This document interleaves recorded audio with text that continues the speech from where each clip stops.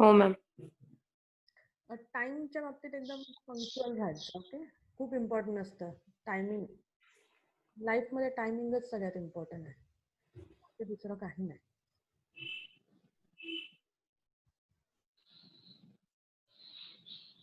Fast जाऊया, कारण याच्यानंतर परत एक इंटरॅक्टिव्ह सेशन ठेवलेलं आहे मी.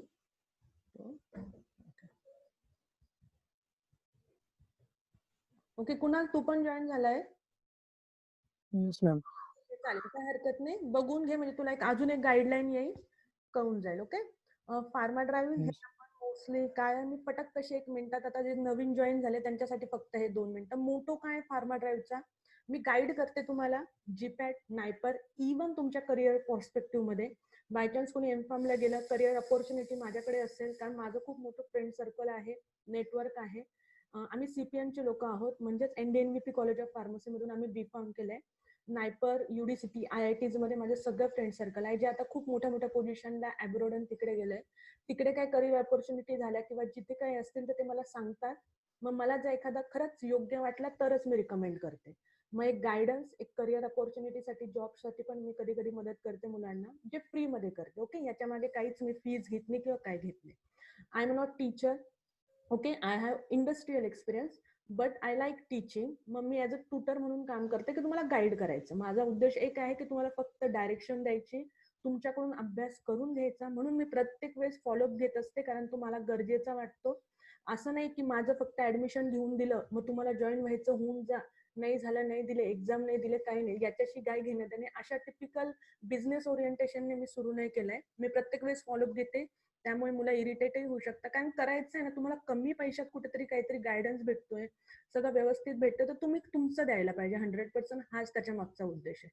त्यामुळे मी फॉलोअप पण घेते. इन बिटवीन एखाद्या महिन्याने इंटरॅक्शन सेशन घेते, की तुमचा अभ्यास किती झालाय, किती करायचा आहे, जे गरजेचं असतं. बरोबर, असं नाही की ऍडमिशन घेतलं जसं कॉलेजमध्ये घेऊन घेता नंतरून वाऱ्यावर सोडलं, तसं नाही आहे. त्यामुळे याचा कधी त्रासही होऊ शकतो, कधी तुम्हाला फायदा पण होणार. मोस्टली फायदाच होणार आहे, कारण मी काय टीचर सारखे तुमचे मार्क्स कमी करणार नाहीये किंवा तुम्हाला फेल करणार नाही, मी फक्त गाईड करणार. इंडस्ट्रियल प्रॅक्टिसेस एक्सप्लोर करायचा माझा जास्तीत जास्त प्रयत्न आहे, जेणेकरून जे काही आपला गॅप आहे एज्युकेशनल आणि इंडस्ट्री मधला, एज्युकेशन पूर्णतः वेगळं आहे आपलं, इंडस्ट्रीमध्ये एंटर झाल्यावर सगळ्या गोष्टी वेगवेगळ्या आहेत. त्यामुळे टीचिंग करताना जेवढ्या मला इंडस्ट्रियल प्रॅक्टिसेस तुम्हाला सांगता येतात, तेवढा मी प्रयत्न करते की त्या कशा वर्कआउट होतात. जसं काल डिझो बद्दल सांगितलं, डॉक्युमेंटेशन प्रॅक्टिस असेल, पीपी मधले जे फिजिकल फार्मसीमध्ये येणाऱ्या सगळ्या टेक्निक्स, सुटिक्स, अनालिसिस, जे सगळे इन्स्ट्रुमेंटवर, अनालिसिसवर जे काम चालतं, त्या रिलेटेड माझा पर्स्पेक्टिव्ह असतो की तुम्हाला ते दाखवायचं. मग बऱ्याचदा वेळा मी व्हिडिओज दाखवते, काही वेळा पिक्चर्स दाखवते, इमेजेस दाखवते, जेणेकरून तुम्हाला ती गोष्ट सिम्प्लिफाय व्हावी. गिव्ह ऍडिशनल करिअर इन्फॉर्मेशन, म्हणजे मी एक ऍडिशनल गोष्ट सुरू केली की अपार्ट फ्रॉम तुमचं टेक्निकल अभ्यासाव्यतिरिक्त तुम्हाला बी फार्म, एम फार्म नंतर तुमचं करिअर काय, तुमचं भविष्य काय राहू शकतं, याच्या पॉसिबिलिटीज मी देते. मुलांना फक्त R&D, QA, QC, प्रोडक्शन ह्या 4 गोष्टींमध्येच ते फार्मा आहे असं वाटतं. अपार्ट फ्रॉम भरपूर साऱ्या अपॉर्च्युनिटी आहे, करिअर अपॉर्च्युनिटी आहे, क्लिनिकल्स आहे, फार्माकोव्हिजिलन्स आहे, मेडिकल रायटिंग आहे, रिसर्च आहे. रिसर्च करण्याचे खूप सारे ऑप्शन्स आहे. IIT मध्ये करू शकता, CSR मध्ये करू शकता, फॉरेन मध्ये कसे करू जाऊ शकता, याचं गायडन्स पण मी करत असते. मी मॉडेल्स घेते. माझं टार्गेट असं आहे की मी एक 12-13 मॉडेल कम्प्लीट करायचं माझं टार्गेट आहे, ज्यामध्ये प्रत्येक एरिया मला कव्हर करायचा आहे की प्रत्येक डिपार्टमेंट इंडस्ट्रीमधलं कसं वर्क करतं. तर ऑलरेडी मी एक vaccine department, project development, project मॅनेजमेंटच्या रिलेटेड एक मॉडेल होऊन गेलंय, ज्याचं विशाल सोंजे जे ऑल ओव्हर इंडिया टॉपर 1 होते, त्यांचं मी केलं. मग त्यांनी कसा अभ्यास करायचा, कसं क्रॅक करायचं, आणि इंडस्ट्रीमध्ये प्रोडक्ट डेव्हलपमेंट, प्रोजेक्ट डेव्हलपमेंट हा जे डिपार्टमेंट आहे कसं वर्क होतं, व्हॅक्सिनचं त्यांनी ते सांगितलं होतं. दुसरं मॉडेल मी US घेतलं होतं. माझेच सिनियर आहे, जे CPNचेच होते, नायपर हैदराबाद मधून, त्यांनी एमफार्म केलं, PhD केले, US मध्ये सेटल झाले आहे. त्यांनी US सिनारिओ सांगितला फार्मा बद्दल. तिसरा मी मॉडेल घेतला होता की नायपर मधून MBA केल्यावर तुम्हाला काय काय ऑप्शन्स आहे आणि किती कसं आहे नायपरचा MBA, तर ह्याबद्दल त्यांनी सांगितलं होतं. ओके, तर अशा पद्धतीने आता अपकमिंग मॉडेल हे UDCT बायोप्रोसेस टेक्नॉलॉजी रिलेटेड आहे, जे शनिवारी तुमचं आहे. तर अशा पद्धतीने माझे फ्रेंड सर्कल जिथे जिथे आले मी त्यांची मदत घेते आणि तुम्हाला इझिली कसं सांगता येईल, जेणेकरून तुमच्याकडे जर चॉईस असतील 3-4 तर तुम्हाला कोणतं चॉईस करायचं ह्याचा माझा मोठो आहे. What PD is doing. What is PD is nothing but pharma drive. आता मी काय केलं, एक फक्त मोठं होता की मुलांना गाईड करायची सुरुवात करून दिली होती. माझं लक चांगलं, तुमचं लक चांगलं की करोना आला. मी पॉझिटिव्ह घेते ती गोष्ट, कारण की याच्यामध्ये आम्हाला डेली सेशन घेता आले. नाही तर टार्गेट पीडीचं असं होतं की एव्हरी संडे 3 ते 4 तास आम्ही लेक्चर्स घ्यायचो, 1 महिना पूर्ण. नंतर मग टेस्ट घ्यायचो. ऑफलाईन बेसिसवर सुरू केलं होतं. मी त्यांना खरंच सांगितलं होतं की मी सध्या ऑफलाईन घेणार आहे, मी ऑनलाईन ऍप आणणार नाही, पण येस मी जून जुलै नंतर ऍप आणायचा प्रयत्न करेल. त्यांनी विश्वास ठेवला, ते जुळून राहिले 20-30 जण, आणि त्यांच्याच भल्यासाठी किंवा देवाची कृपा की ऍप पण आपलं जुलै महिन्यात येऊन गेला. म्हणजे त्यांना, ज्या लोकांना कन्फ्युजन होतं की फक्त ऍपवर किंवा ऑनलाईन एक्झाम दिल्यावरच आपण सक्सेसफुल होऊ शकतं, तर ह्याचं नाहीये. ट्रॅडिशनल मेथड प्लस आता अपडेटेड मेथड ऍप पण आपण आणली. मग अभ्यास करता करता कुठेतरी मला जाणवले की आपण जीपॅट पण सॉल्व्ह करून घ्यावे मुलांकडून पेपर. म्हणून लगेच मी, जसा लॉकडाऊन झाला, मी जीपॅटचा सेशन सुरू केला. आतापर्यंत 2019, 18, 17, 16, 15 हे पेपर आमचे सॉल्व्ह झाले. यात डिस्कशन 3 पेपरचे झाले, बाकीचे मी मॅन्युअल दिले होते. मग जीटीचा हा म्हणजे जो काही प्लॅन नव्हता, तो पण सेशन मी ऍडिशनल सुरू करून दिला आणि तो सक्सेसफुली रन होतोय. टीचिंगच्या सब्जेक्ट नुसार, ज्या कन्सेप्च्युअल सब्जेक्ट हे जे गरजेचे आहे तुम्हाला, जसं अनालिसिस झालं, सुटिक्स झालं, पीपी झालं, जिथे समजून सांगावं लागतं. बायोफार्मास्युटिक्स वाचून तुम्हाला कधीच कळणार नाही. हे सगळे माझे प्रयत्न राहतात की तुम्हाला टीच करायचं. ओके, तर मग टीचिंग मी सुरू करते. मग ह्या ज्या सगळ्यांमध्ये गाईडलाईन, ज्या सब्जेक्टमध्ये तुम्ही अभ्यास करू शकता, मी त्यांचं तुम्हाला सांगते की तुम्ही करा, मी तुम्हाला टेस्ट देईल. जसं बायोकेमिस्ट्री हा सब्जेक्ट आम्ही क्लोज केलाय, आता बायोटेक सुरू केलेला आहे, जे खूप सिम्पल सब्जेक्ट आहे. सोप्याच गोष्टी त्याच्यातल्या येतात, खूप डीप येत नाही, पण बाकीच्या याच्यातल्या बऱ्यापैकी सुपरफिशियल. दुसरी गोष्ट, नायपर तुमचं टार्गेट असेल तर पीपी, सुटिक्स, अनालिसिस याच्यावर जास्त भर द्यायचा. कारण नायपर हा पोस्ट ग्रॅज्युएशनचा आहे, जिथे तुम्हाला प्रोजेक्ट्स करायचे असतात आणि प्रोजेक्टसाठी तुमचं अनालिटिकल स्किल खूप इम्पॉर्टंट असतं. म्हणून नायपरमध्ये अनालिसिस, पीपी, सुटिक्सला जरा जास्त भर द्या. आपलं प्लॅनिंग आहे की बऱ्यापैकी सगळ्या सब्जेक्टला टच करायचं, रिव्हिजन घेणं, हे आपलं प्लॅनिंग आहे. जर हे असंच चालू राहिलं तर नक्की सक्सेसफुल होईल, पण मी अश्युअर नाही करू शकत, कारण जर संडे सेशन झाल्यावर 3च तास असतात. What we done from since last 5 month, physical pharmacy almost complete करून टाकलंय, पीए कम्प्लीट करून टाकलंय, बायोकेम आता झालंय मुलांचं, सुटिक्स अर्ध्याच्या वरती झालेलं आहे, बाकी टेस्ट झालाय. बायोफार्मास्युटिकल आपण आता 15 लेक्चर्स अराउंड आपले झालेले आहे. बायोटेक सायमल्टेनियसली, मायक्रो, या प्रत्येक सब्जेक्टला एका 5 महिन्यात आम्ही टच केलेलं आहे. बऱ्यापैकी झालंय. राहिली तुमची गोष्ट, तर जेव्हा ह्या आपलं जे काही टार्गेट आहे माझं ते कम्प्लीट झालं पुढच्या 2 महिन्यात, तर मग माझे प्रयत्न आहे का रिव्हिजन सेशन स्टार्ट करून द्यावा, जेणेकरून टेस्ट सुरू करावा. मग आता इन बिटवीन तुम्हाला काय करायचं आहे ते मी पुढे सांगते आहे.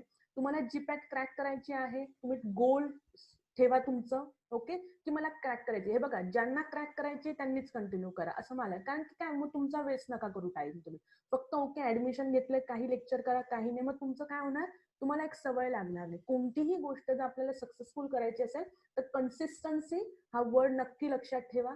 त्याला दुसरा वर्ड हार्डवर्क करा, इनटू तुमचं पॉझिटिव्ह ऍटिट्यूड, इनटू तुमचं काही ओव्हरऑल बिहेवियर. स्वतःशी हॉनेस्ट राहा, तुमचे 100% द्या, रिझल्ट ओरिएंटेड राहा, गोल ठरवा. जोपर्यंत गोल ठरवणार नाही, होणार नाही. काही काही लोकांचं असं असतं ना की होऊन जाईल, काही नाही, 2 महिन्यात करून टाकू. 2 महिन्यात होणारा जीपॅट नाहीये. 50,000 लोक बसतात, 3,000 क्वालिफाय करतात, तर आता तुम्हाला कुठे यायचं या 3,000 मध्ये? अंडर 100 यायचंय की फक्त क्वालिफाय व्हायचंय? It is up to you. Self analysis प्रत्येक वेळेस सेल्फ, आणि आता तुम्ही नवीन जॉईन झाले, गडबड करू नका, टेन्शन घेऊ नका. ओके, घाई गडबड करू नका, शांत राहा. जे काय चाललंय 8 दिवस फार्मा ड्राईव्ह बरोबर चालू द्या, नंतर हळूहळू इम्प्लिमेंट व्हा. पुढच्या 15 दिवसात तुम्ही बरोबर मार्गी लागून जा.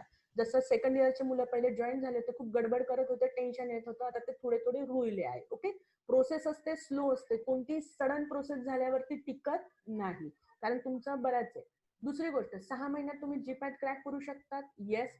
6 महिन्यात तुम्ही टॉप 100 मध्ये येऊ शकता, येस. आमचाच एक सिनियर आहे 1 वर्षाने, जो यांचा किरण खाडे सरांचा आहे, 6 महिन्यात तो ऑल ओव्हर इंडिया रँक 6 आला होता. ओके, म्हणजे तुम्ही करू शकता. सेल्फ अनालिसिस, स्वतःला बघा. आता तुमची रेस आहे 15,000 मुलांमध्ये, तुम्ही आता कुठे बघा, अभ्यास सुरू करू द्या. 1 महिन्याने स्वतःला अनालाइज करा आणि बघा की मी बरोबर डायरेक्शनला चाललोय.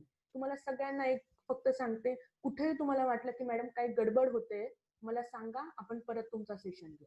इन्स्पायर करा, मोटिवेट राहा, इम्प्रूव्ह करत राहा प्रत्येक वेळेस. Be positive, focus and be creative. Okay, जो काय स्टडी करणार आहे आता स्मार्ट पद्धतीने करा. व्यवस्थित करा. ओके, इम्पॉसिबल काहीच नाही, असं नाही, सगळ्या गोष्टी पॉसिबल आहे. तो ऍटिट्यूड ठेवा, प्रामाणिक असाल स्वतःशी, हॉनेस्ट असाल, हार्डवर्किंग असेल तर काहीच अशक्य नाही. ओके, आता तुम्ही विचार केलाय जीपॅड साठी, ऑलरेडी तुम्हाला आयडिया आलेली आहे, इथे तुम्ही जॉईन झाले, तुम्ही तुमचा चालू द्या, अभ्यास करा, अभ्यास करा, अभ्यास करा. जरी वाटलं कुठेतरी डगमगू नका, बरोबर तुम्हाला सक्सेस तुमच्या हातात येणार आहे. ओके, क्वालिफिकेशन आणि टॉपर ह्या 2 पॉईंटने जीपॅट कडे मुलं फोकस करतात की मला फक्त क्वालिफाय व्हायचंय, कुठल्याही साध्या कॉलेजमध्ये ऍडमिशन घेऊन घेईल, 12,000 भेटून जातील. हे 2च वर्षाचं स्वप्न काही लोकांचं असतं. काहींचं टॉपरचं असतं की मला टॉप 100 मध्ये यायचं आहे, जेणेकरून मला नायपर, युडीसीटी किंवा IIT, ओके, IIT साठी तुम्हाला गेट द्यावी लागते. या इन्स्टिट्यूट मधून मला करायचं आहे, हे त्यांचं टार्गेट असतं. कारण त्यांचा व्ह्यू थोडा ब्रॉड असतो, कारण नायपर मध्ये मोठे कॅम्पस येत असतात बऱ्यापैकी, जे तुम्हाला कमीत कमी 4-5 पासून तुम्हाला पॅकेज देतात.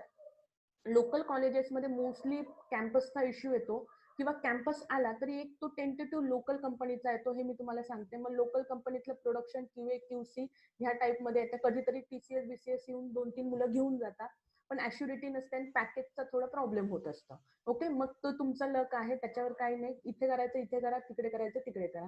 तिकडे केल्यावर एक ऍश्युरिटी भेटते, तुम्हाला एक टॅग भेटतो, त्या टॅगवर तुम्ही नंतरून पण सर्वाइव्ह करू शकता, जसं मी पण आता करते आहे. ओके, जरी माझ्या याच्यात मुलीमुळे जरी 2-3 वर्षाचा गॅप झालाय, तरी पण माझी जी क्वालिटीज आहे किंवा माझं जे काही मी जिथून घेतलेला आहे तो भंडार तुम्हाला अजूनही कामात येतो आहे, अपार्ट फ्रॉम माझे इंडस्ट्रियल एक्सपिरियन्स. तो आता तुम्हाला ठरवायचं आहे. तर जे काही सेकंड इयरचे मुलं आहेत, थर्ड इयरचे मुलं आहेत, त्यांनी सध्या क्वालिफिकेशन हे तुमचं टार्गेट ठेवा. टॉपरसाठी तुम्ही असाल eligible, you can go, but don't take tension. तुमच्याकडे अजून 1.5 वर्ष आहे. पुढच्या पूर्ण वर्षभरात तुमचं परत रिव्हिजन होणार आहे, हे मी तुम्हाला सांगते. त्यामुळे असं नाही की तुम्हाला जानेवारीमध्ये सगळंच अटपायचंय. तुम्ही एवढंच करा की माझं जे काही चाललंय ते चालू द्या, अभ्यास करत राहा आणि एक टार्गेट ठेवा की बाबा मी ह्यावेळेस जीपॅड देते आहे किंवा देतो आहे, तर ऍटलीस्ट माझं एक 50-60% जरी व्यवस्थित वाचून झालंय, मोर दॅन सफिशियंट. पुढच्या वेळेस 30-40%चा विचार करा 6 महिन्याचा, आणि नंतरून टॉपर 100चा विचार करा. त्यामुळे गडबड करू नका, सगळेच क्वालिफाय झालंच पाहिजे असं नाही. थर्ड इयरला मी पॉईंट आय थिंक 15 ने डिस्क्वालिफाय झाली होती, 93.33 भेटले होते थर्ड इयर मध्ये, 93.45 ला क्वालिफिकेशन होती. खूप रडली होती, पण मला त्याने काही फरक पडला नाही. फायनल इयरला मी क्वालिफाय झाले. त्यामुळे तसा तुम्ही काही विचार करू नका. मला एकच सांगायचं, कुठे डिप्रेस व्हायचं नाही, कारण डिप्रेशन खूप भयंकर गोष्ट असते. जरी बीफार्म असाल तरी आयुष्यात खूप साऱ्या गोष्टी आहे, अपॉर्च्युनिटी आहे, कुठे ना कुठे माणसाचं चांगलं होतं. Okay, what is a topper score पहिले सांगून देते. ओके, टॉपर स्कोर बद्दल सांगते. मागच्या 3 पेपरचे अनालिसिस केलं असेल, जो टॉपर असतो एक 320-350 मध्ये येतोय आउट ऑफ 500. म्हणजेच काय की त्याने कुठेतरी 80 क्वेश्चन फक्त आउट ऑफ 125 सॉल्व्ह केले आहे, पण ते 80 क्वेश्चन कम्प्लिटली राईट आहे, हे लक्षात ठेवा. ओके, एक पण निगेटिव्ह नाही. म्हणजे काय, जरी तुमचा 125चा जीपॅटचा क्वेश्चन पेपर आहे, तुमच्याकडे एवढे सारे सब्जेक्ट आहे, तुम्हाला आता वाटत असेल 3-4 सब्जेक्ट साईडला ठेवून द्या, मेजर सब्जेक्टवर फोकस करा. जसं आहे तुमचं कोलॉजी, मेडिसिनल कोलॉजी करा. अपार्ट फ्रॉम मेडिसिनल कोलॉजी, मेडिसिनल आणि कोलॉजी सायमल्टेनियसली करायचे, त्यासाठी तुम्हाला विल्सन यूज करायचं आहे, आणि मेडिसिनल कोलॉजीसाठी त्रिपाठी यूज केलं तरी चालेल. अपार्ट फ्रॉम त्रिपाठी, रंगलडेल, बरार हे पण ऑप्शन्स आहेत, ज्याची त्याची चॉईस आहे. मोस्ट ऑफ त्रिपाठी करतात, सफिशियंट असतं. ओके, नंतर सुटिक्स एक चांगलं करा, अनालिसिस एक चांगलं करा.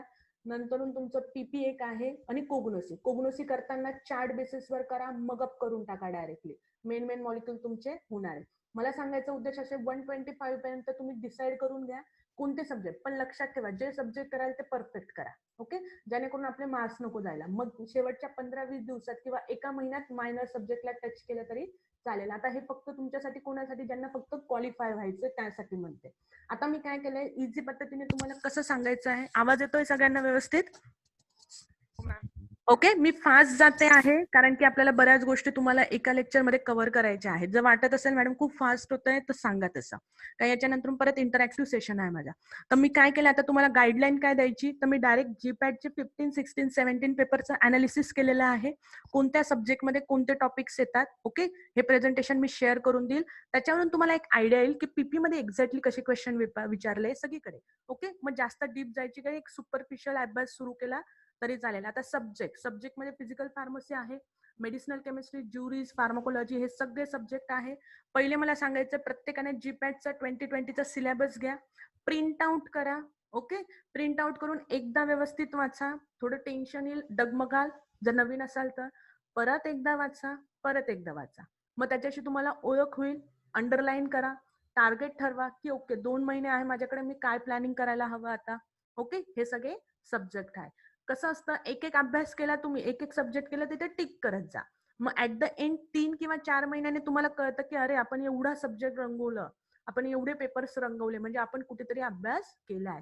ते एक काय येतं आतून इंट्युशन येतं की चला आपण राईट डायरेक्शनला चाललेलो आहे. बरोबर. 2070चा पेपर घेते डायरेक्टली. हे आहे फिजिकल फार्मसी. फिजिकल फार्मसीचा सब्जेक्ट बघा तुम्ही. ओके, आज काय करायचं, जीपॅटचं आज एवढंच तुम्ही काम करा. फिजिकल फार्मसी घ्या, त्याच्यातलेच फक्त टॉपिक्स बघा. कॉलिगेटिव्ह प्रॉपर्टीवर क्वेश्चन विचारलेला आहे, सिम्पल विचारलेला आहे. इंटेन्सिव्ह एक्सटेन्सिव्ह प्रॉपर्टीचे एक्झाम्पल माहिती पाहिजे ते काय आहे. HLB फॉर्म्युल्यावर बऱ्याचदा क्वेश्चन विचारले आहे. हायड्रोफिलिक लिपोफिलिकवर त्याची डायरेक्ट स्केल आहे, पाठ करून टाका. म्हणजे तुमचं वेटिंग काय, फोमिंग काय, सोल्युबिलिटी एजंट्स काय ते करा. जिप्स फेज रूलचं फक्त रूल, तो जे काय फॉर्म्युला आहे तेवढंच विचारलेलं होतं, पण इन डिटेल थोडं जा. सरफेस टेन्शन बद्दल त्यांनी वॉटरचं सरफेस टेन्शन विचारलंय, त्याचं एकक काय आहे, म्हणजे त्याचे युनिट काय आहे. ओके, त्याचे मेजरमेंट्स कसे घेता ह्या रिलेट. कोलिगेटिव्ह प्रॉपर्टीवर परत क्वेश्चन विचारला होता. कोहेजिव्ह ऍड्युजिव्ह फोर्स, तुमचं जे काय सॉलिड स्टेट आहे त्याच्याबद्दल आहे. सिम्पल, 2 सेम मॉलिक्युल असेल तर कोणता फोर्स, 2 डिफरंट मॉलिक्युल असेल तर कोणता फोर्स. रॉल्ड्स लॉ एक विचारला होता प्रेशर आणि त्याच्या रिलेटेड. रिओलॉजी, व्हिस्कॉसिटी इथून तिथून पाठ करा. मार्टिन हे फिजिकल फार्मसीसाठी एकदम सुंदर बुक आहे, मार्टिनची झेरॉक्स करून घ्या. नसेल तर मोस्टली एक सजेशन आहे, झेरॉक्स तुमच्याकडे असल्याशिवाय, हार्ड कॉपी तुमच्याकडे असल्याशिवाय तुमचा अभ्यास होणार नाही. मोबाईलवर किंवा सॉफ्ट कॉपीवर अभ्यास होत नसतो, कारण की एवढा अभ्यास करायचा आणि त्याच्या रिटर्न नोट्स लिहायचा टाइम कन्झ्युमिंग आहे. ओन नोट्स काय करा, त्याच बुकमध्ये झेरॉक्सच्या बुकमध्ये लिहत जा. म्हणजे एक बुक घेतली की एक अभ्यास तुमचा एका सब्जेक्टचा व्यवस्थित होऊन जाईल. ओके. रिओलॉजी, विस्कॉसिटी एकदम चांगलं करून द्या. त्याच्यात एक्झाम्पल टाइप्स ऑफ विस्कॉसिटी आहेत. मायक्रोमेरिटिक्स एक जास्त आहे. सोल्युबिलिटी आहे तर तुम्हाला दिसून जाईल. BCS क्लासिफिकेशनवर फक्त विचारलं होतं कोणत्या क्लासमध्ये कसा ड्रग आहे कसा नाहीये.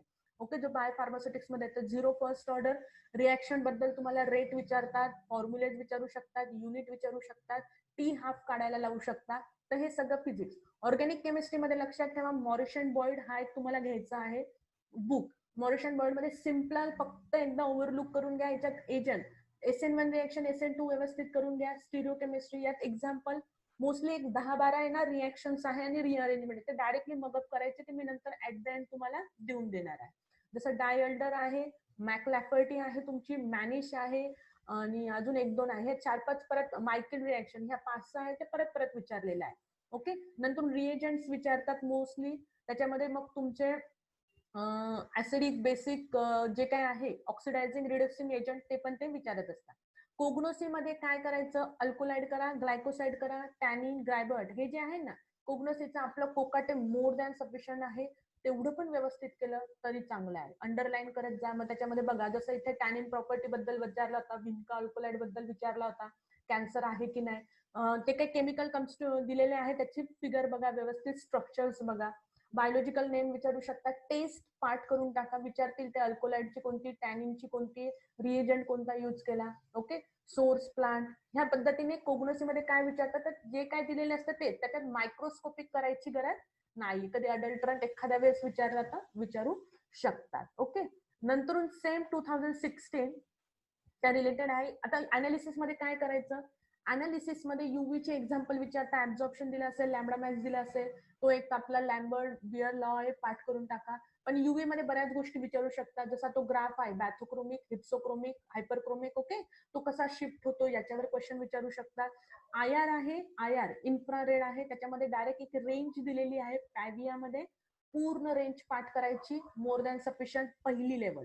दुसरी लेवल समजून सांगावी लागेल. नंतर त्यांनी NMR आहे, सिग्नल्स विचारतात NMRच्या सेशन मध्ये.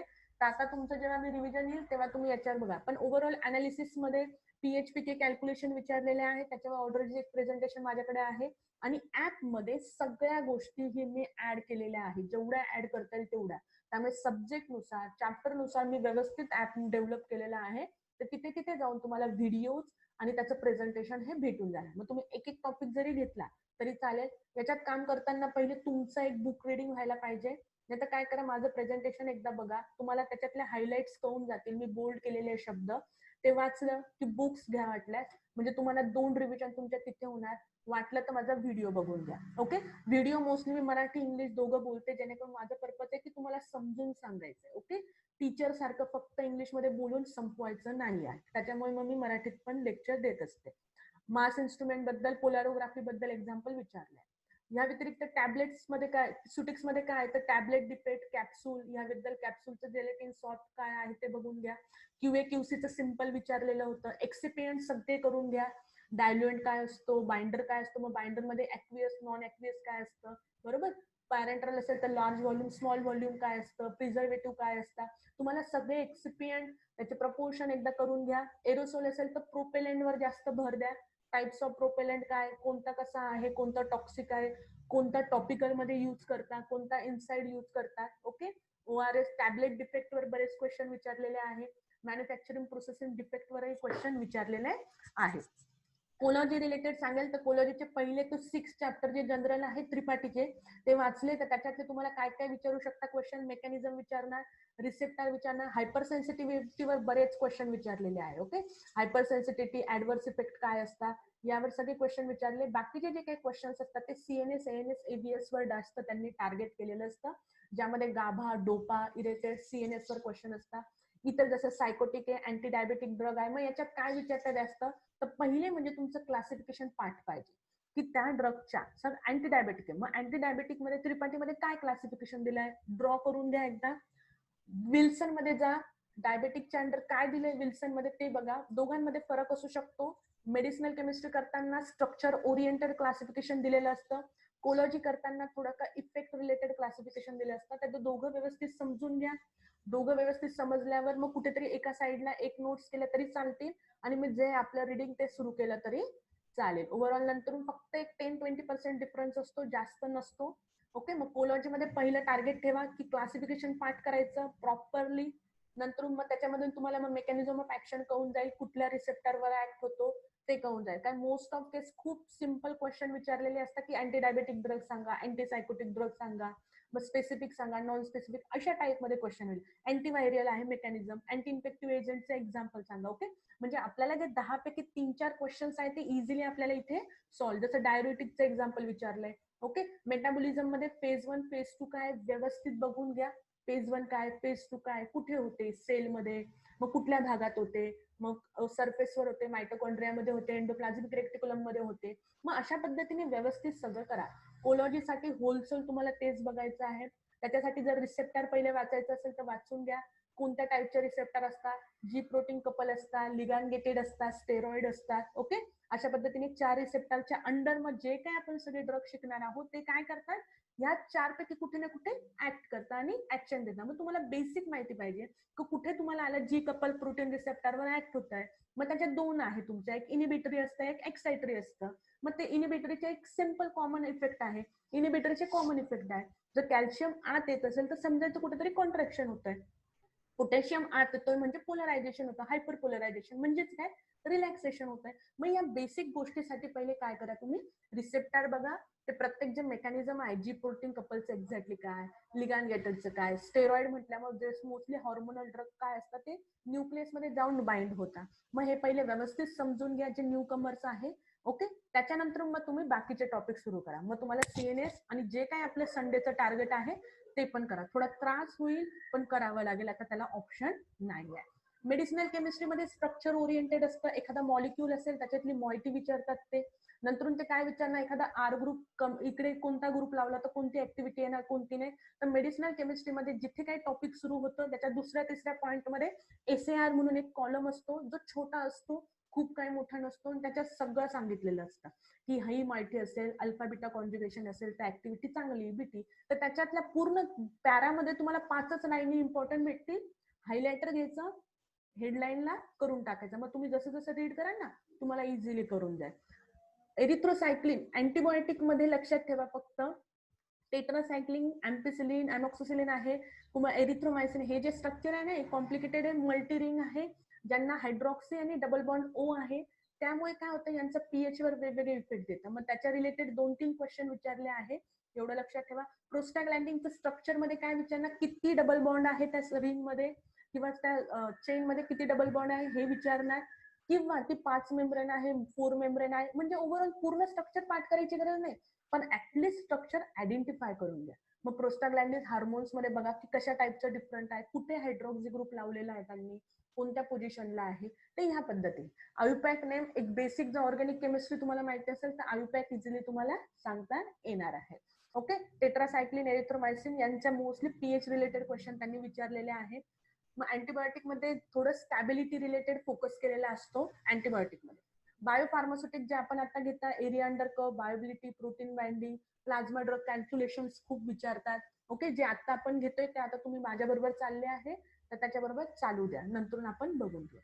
नंतर अनाटॉमी फिजिओलॉजी जे आहे तुम्ही 11वीला जे शिकले आहात, 8 दिवस दिले तरी चालेल किंवा 4-5 दिवस. टॉर्टर आहे बेसिक, तुम्ही स्ट्रक्चर, प्रत्येक पार्टचं स्ट्रक्चर, फंक्शन एवढं केलं तरी चालेल. ज्याच्यात लोकेशन विचारता, एखादा हा बोन विचारू शकतात किंवा एखादा ऑर्गन, एखादी ग्लँड विचारू शकतात. नंतर इंजिनिअरिंग मध्ये खूप कमी क्वेश्चन विचारले आतापर्यंत, तर मग जेव्हा वेळ असेल तेव्हा इंजिनिअरिंगचा मिक्सिंग, ग्राइंडिंग हे जे आहे आपले मेन तिथे इव्हॅपोरेटर, त्याला आपण टच करू शकतो. मायक्रोबायोलॉजी म्हटल्यावर ग्राम निगेटिव्ह बॅक्टेरिया, ग्राम पॉझिटिव्ह बॅक्टेरिया एकदम व्यवस्थित पाठ करून ठेवायचा, दोघांचा डिफरन्स, त्याचे एक्झाम्पल सगळे पाठ करून ठेवायचे. हे बेसिक वर बरेच क्वेश्चन विचारलेले आहे. पॉझिटिव्ह काय, निगेटिव्ह काय, त्याचा एक्झाम्पल्स काय आहे, मिटोसिस मायोसिस काय आहे, मायक्रो मध्ये विचारलेले. ओके. स्टरलायझेशन पण विचारू शकता, त्याच्यात इतर पण गोष्टी आहेत, पण आतापर्यंत एवढं विचारलं. हे मी फक्त 3 पेपरचं सांगते तुम्हाला. बायोकेमिस्ट्रीमध्ये मेटाबॉलिक पाथवे, त्याचे ना सिंपल विचारता बायोकेमिस्ट्रीमध्ये. मग व्हिटॅमिन, एन्झाईम, लिगॅंड रिसेप्टर, मायकेलेमेंटल रिएक्शन बद्दल त्यांनी बऱ्याचदा विचारलेलं आहे. फॅटी ऍसिड अनसॅच्युरेशन मध्ये तर फॅटी ऍसिड आहे ना, saturated, unsaturated, essential, non essential, ह्या गोष्टी सगळ्या तुम्हाला बायोकेमिस्ट्रीमध्ये करायच्या. इन जनरल जसं क्लिनिकल ट्रायल आहे, फेज रूल आहे.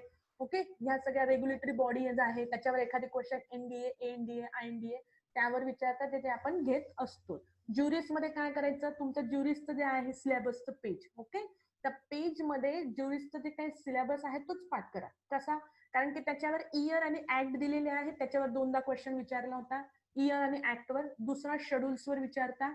तर याच्या व्यतिरिक्त जास्त काय आतापर्यंत क्वेश्चन विचारले नाही. तर ज्युरिस साठी 2 दिवस मोर दॅन सफिशियंट आहे. डिस्पेन्सिंग फार्मसीतली इनडायरेक्टली तुम्हाला येऊन जाणार, कुठे ना कुठे तो सब्जेक्ट कव्हर होऊनच जातो. फिजिकल केमिस्ट्री आणि फिजिकल पीपी हे कंबाईन आहे ऍक्च्युली, पण थोडेसे इकडे तिकडे ते डायव्हर्ट झाले. रेडिओ ऍक्टिव्ह एजंटवर 1-2 क्वेश्चन फक्त विचारलेले होते.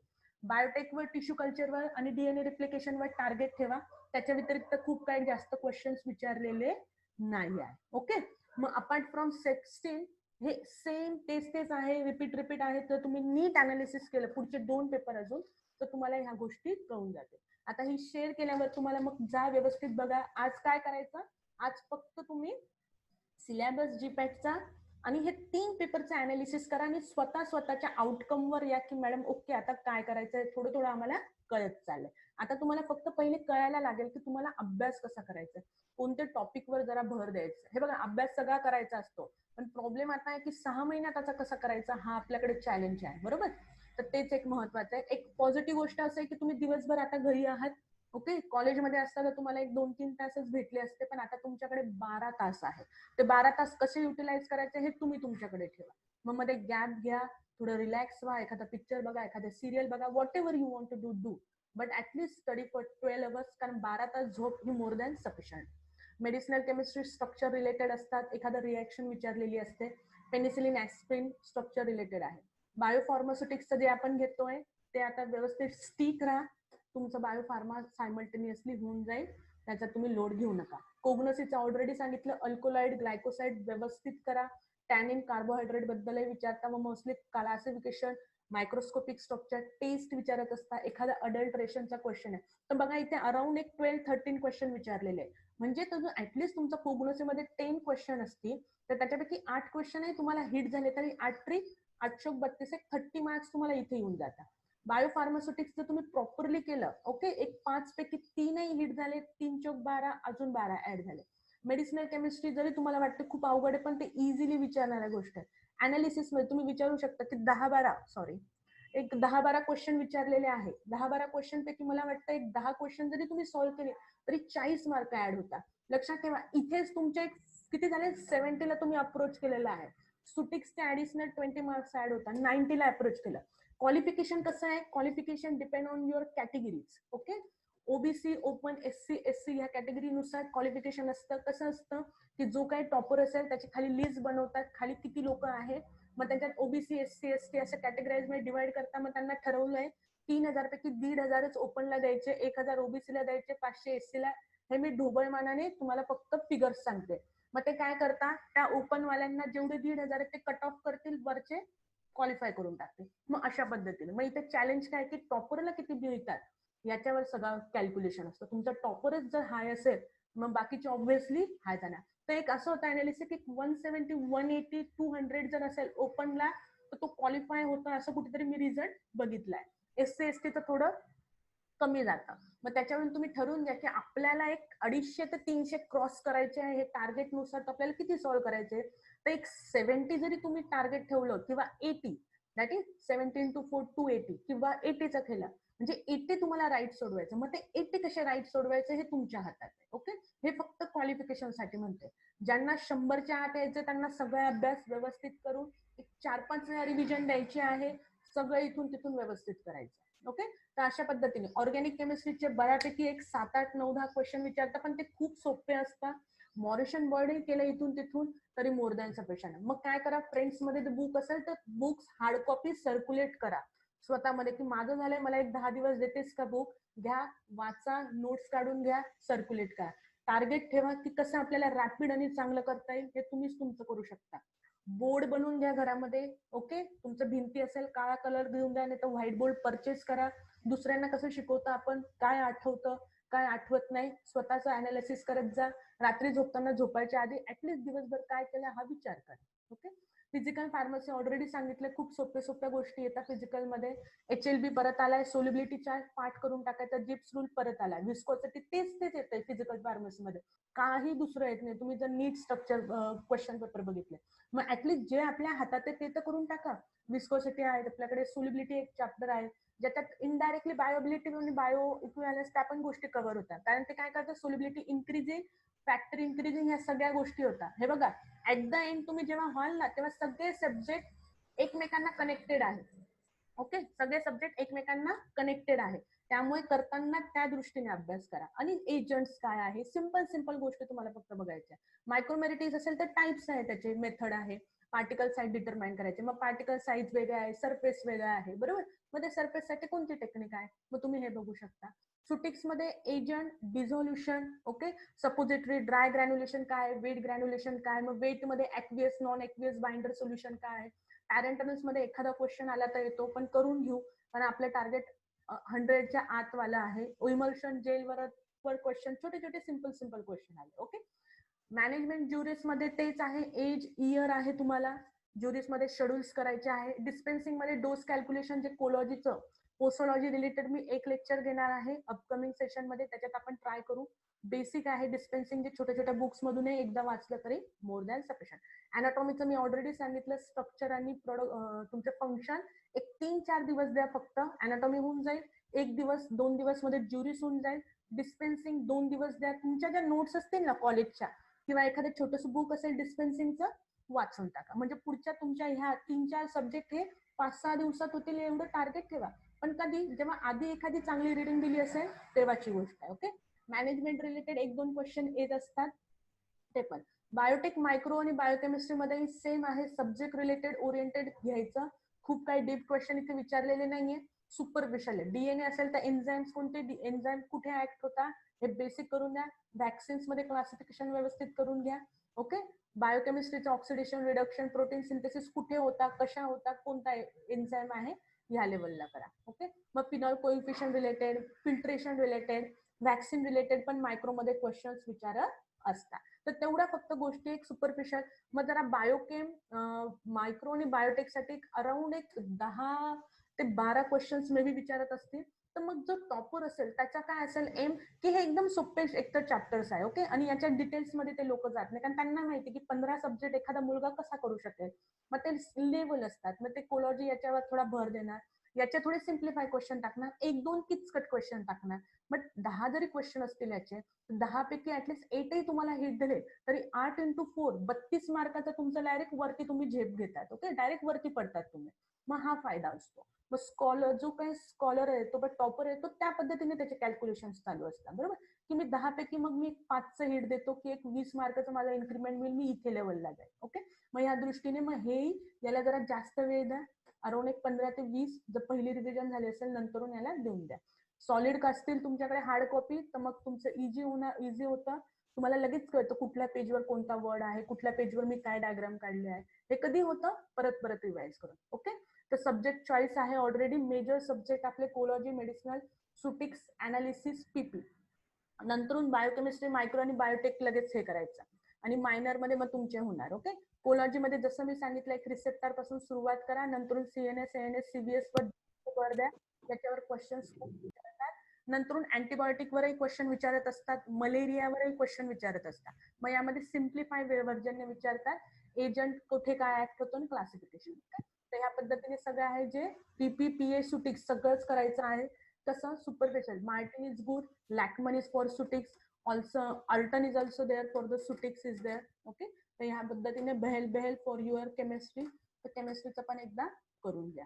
जास्त लोड घेऊ नका. कोग्नोसी मध्ये alkaloid, glycoside, terpenoid, best alkaloid glycoside करायचं.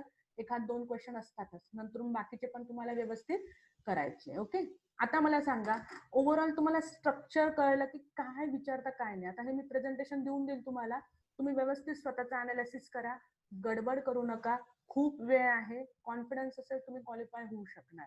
ओके, न्यू कमर्स मला आता पटकन सांगा, अर्ध्या तासात तुम्हाला कळलं नाही कळलं?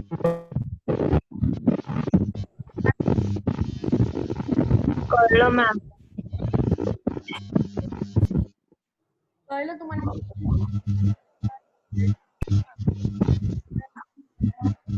कळलं तुम्हाला? हो मॅम, कळलं.